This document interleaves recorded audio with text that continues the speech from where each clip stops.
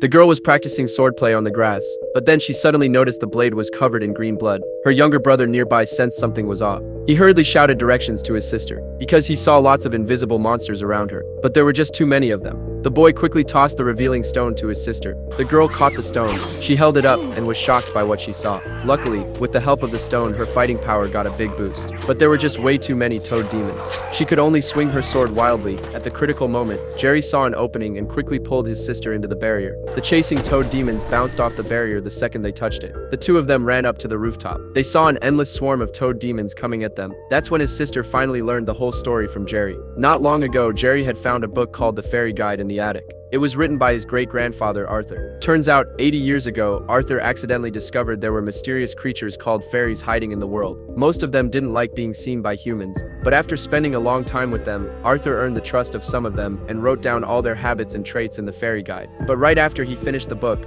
all kinds of forces started eyeing it like crazy, especially the dark forces led by the ogre Markleys, who were the most vicious. They tried to steal the fairy guide to get all the fairies' weaknesses so they could take over the entire magic world and wipe out humanity for good. Luckily, Arthur sensed something was wrong, and overnight he created a magic powder and planted a ring of mushroom barriers around the villa. Then he locked the fairy guide in a chest in the attic and asked the mouse butler to guard it. He thought this way he could buy more time, but his little daughter, not knowing anything about the barrier, was suddenly yanked to the ground by a toad demon while playing. Arthur saw what happened and rushed over to fight it desperately. He barely managed to push his daughter back inside the barrier, but then he was carried off by a bunch of wind fairies and drifted helplessly into the sky, never to be seen again. Until 80 years later, Jerry accidentally stumbled into the attic and found the fairy guide inside the chest. He was super curious about what was in the book, so he ignored the warning note and casually tore off the seal. He didn't expect an invisible force to burst out from the book. The mouse butler was awakened immediately. It warned Jerry that once the fairy guide was opened, the dark forces would definitely return. With their strength, there was no way to fight the ogre Markleys.